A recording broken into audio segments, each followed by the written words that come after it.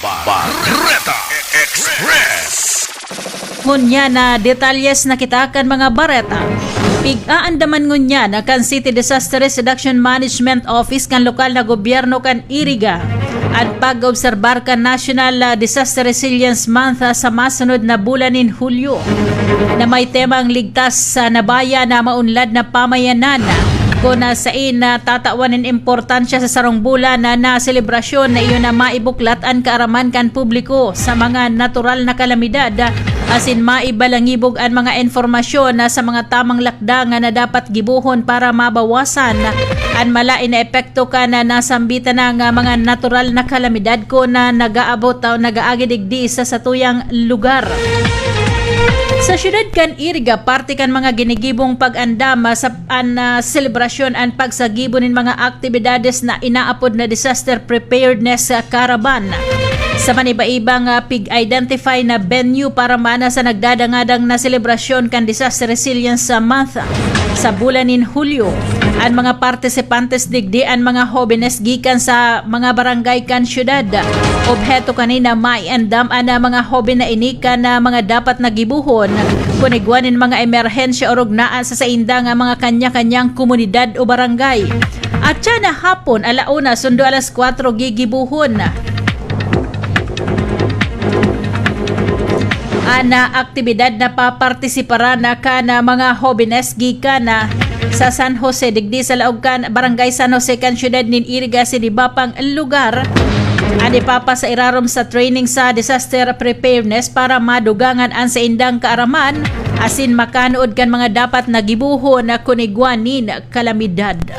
Barreta Express. Ginigibo man ngunya na aldaw ang launching kan National Plan of Action for the Prevention, Reduction and Management Marine Litter asin awarding of certs for outstanding material recovery facility operation kan Department of Environment and Natural Resources Region 5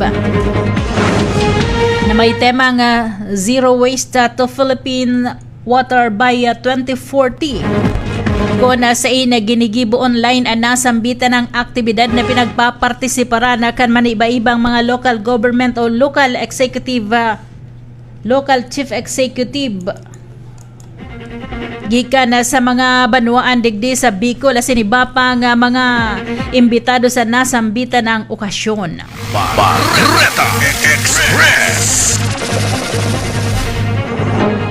Duman sa probinsya kan Catanduanes, nagresibinin livelihood kits nasa 215 mga micro-entrepreneur sa probinsya kan Catanduanes sa huli naman kan programa nga pangkabuhayan na sa pagbangon at ginhawa program kan Department of Trade and Industry. Anasambitan ng livelihood kits nagkakantidad nin 8,000 sagod at 13,000. Sobra sa 6 milyones pesos ang pundong pinagtagamakan gobyerno kun kaya nasa 720 mga business owners ang piglalauman na makakaresibi kan nasambitan ng programa duma na sa entirong probinsya kan Catanduanes.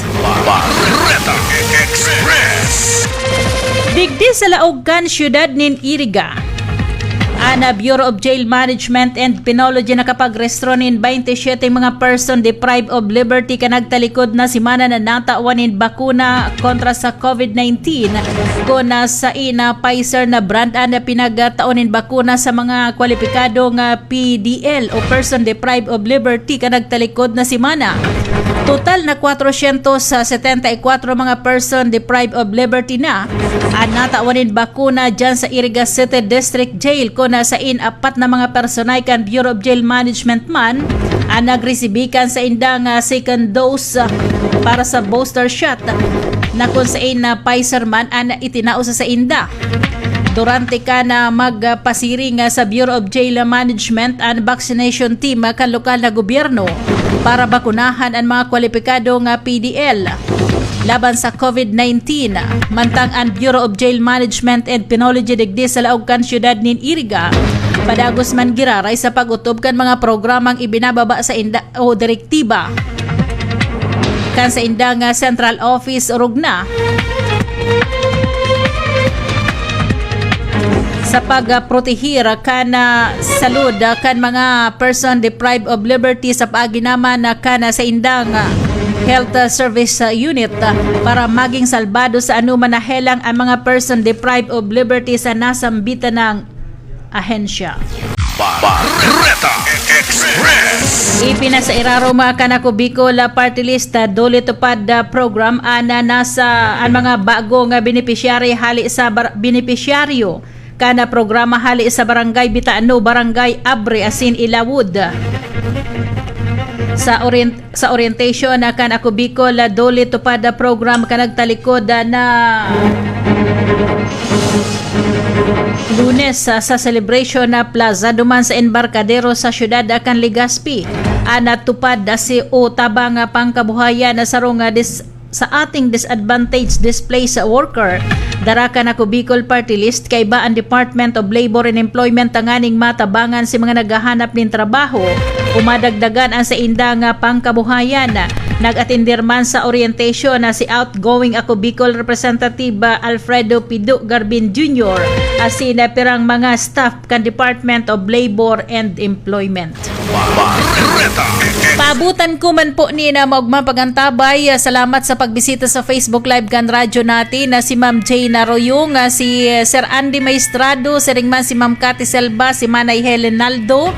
Nagaantabay siya, sabi ni Sir Andy, happy disperas sa fiesta ka na San Juan na ma-fiesta ngunya na June 24. Iyo po Sir Andy, mahanap kita ni na pwedeng ma-fiestahan na sa aga o sa pizza 25.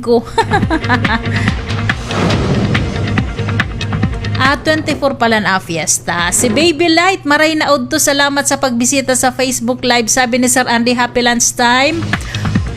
Asaro po siya sa mga paraantabay ka na mga programa sa radyo natin. Sabi niya, kumusta kayo mga taga-Iriga? Hope you're in good health. Shout out po iyo po. Maray na udto po. Kumusta ka mo dyan, Sir Andy, sa Pampanga, San Fernando, Pampanga? Si mga kababayan ta dyan. Si Ma'am Cathy Selva, sabi niya, good morning. Advance Happy Fiesta San Juan, Iriga City. Iyo sa mga taga San Juan, ano na ka mo? Happy Fiesta sa Indo. Serengman na si Ma'am Monica Periki dyan sa Cyprus. Maray na udto ma'am. Salamat po sa perming pagbisita sa Facebook Live kan radyo natin.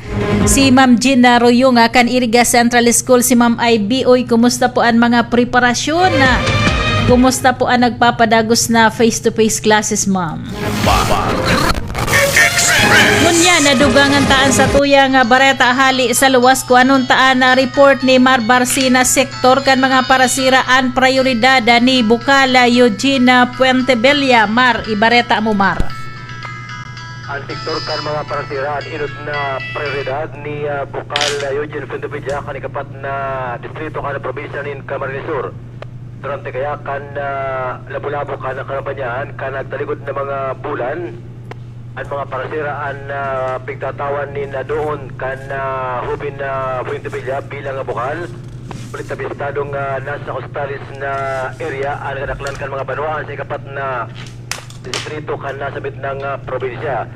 Suzuki Bukal Puentebella ano siya naglibot-libot sa mga barabanwaan sa mga Costalis ay naririsa na karuman lang mga parauma at mga parasirta di nakapagbubot kan na presyuhan na haros sa hagatan na lang kan mga darakulang mga negosyante na agad antes na makapaglahod na kulmo ng mga proseso asin mga paluwas kan na gastos. Kaya ngunya mas nga ni turo-turo sa nasinda na nanumpa bilang Bukal Kasudma sa pag-iriban si Bukal Llaguno, Bukal Vanessa Senyar asin si Bukal Eugene Puentebella bakong ulang para ipaglaban asin makipagnusunusan dyan sa Kapitolyo Provincial. Nangunyato ang naging payag kan para pakusugon asin tabangan ang sektor kan mga parasira ni Bukal Eugene Puentebella. Dugang na balita sa radyo kali naman si Mar Barcinas para sa radyo natin nationwide. Sama-sama tayo Pilipino. Barreta Express. Salamat Mara sa dugang na report. Welcome para kay Camarines Sur Representative El Rey Villaferte ang nakatalaan na pagtukaw ni President-elect Bongbong Marcos bilang Secretary kan Department of Agriculture. Sabi ka na Congressman hali sa Camarines Sur ang lakdang na ini sarong crystal clear. Gumalinaw pa sa kristal na mensahe na tatawan prioridad kan masunod na administrasyon ang sektor nin agrikultura urog paigwanin na igwanin huma sa food crisis. Kasabay kay nipig suwestyon ka na congressman hali sa Kamara na Sur ang pagbugtak nin Food Terminal Incorporated. Ang pagbugtak nin terminal ni President-elect Bongbong Marcos sa kada reyon piga tawan doon ni Villaferte na kun kan mga panahon ni dating President Ferdinand Marcos Sr. Piga muknaan na Food Terminal Incorporated para sa warehousing, food processing, marketing service, asin trading kan mga agri-product. Naglalaom si Congressman Villaferte kan segundo distrito kan Camarines Sur nasa paagi kan mga Regional Food Terminal Incorporated. Matatawanin atensyon kan kada reyon an sa indang mga ipinag-uurgulyong produkto. Piga taong halimbawa man kanina ang Bicol kung sa inapera sa lana ni Nyug, pwede man na magpabakal, magproseso nin value-added goods arog kan gata ni Nyug o milk, coconut milk, chips o kaya spread sa mga Food Terminal Incorporated arog man kana sa ibang riyon, sabi pa ni Villafuerte. More or less 1.16 metric tons nin mga isura na tamban ang ipinagpanaukan Philippine Fisheries Development Authority sa mga biktima kan pag-alboroto kan Bulkan Bulusan. Sabi sa report hali sa Bulan na Fishport Complex ang supply ni na isura na ipinagpanao sa barangay Bacolod, Puting Sapa, Buraburan, asin Katanusa na sa Banwaan kan Huban. Bilang man o kabilang man sa natawan ang barangay Kugo na duman sa Banwaan kan Irosin. Haros sa 0.59% ka na fishery sector ang apektado kan volcanic emissions sa nasambit na ng probinsya. Mantangunyan ang Bulkan Bulusan mantinido man na yaon sa alert level 1 alagad pigiing ganyar man giraray ang mga residentes na magdakit asin o para magtinir sa salbadong lugar. Barreta Express. Sa karon po kan bilog na puwersa kana 107.1 radyo natin Iriga. Ako po si Siway, masunod po sama-sama tayo Pilipino, masunod po Marbarsinas sa pitik-pitik. Barreta Express.